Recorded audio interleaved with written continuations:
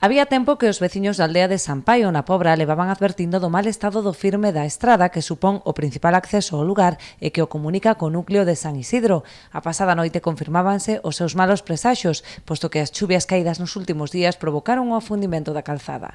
É certo que existe non a queixa veciñal, sino que xa foi detectado eu casi diría que 1 ano e medio, 2 anos, porque cando fixemos a primeira fase de asfaltado da zona de San Paio ao cruce coas Taras, xa coñecíamos este problema, é un bache que se reproducía continuamente debido á acción erosiva da auga e o que tínhamos previsto era actuar na recollida de pluviais.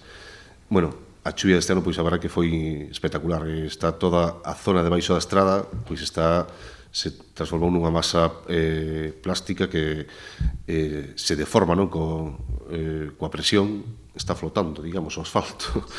Tras supervisar a zona, o alcalde ordenou o inicio inminente dos traballos que se executarán durante toda a semana como mínimo.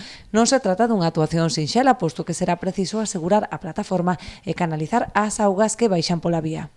Van a facelo o máis rápido posible, pero xa digo, é levantar con excavadora todo firme, profundizar 70 centímetros. Unha vez que se levante, vamos a ver como vai realmente a recollida, porque ali debe haber un manancial.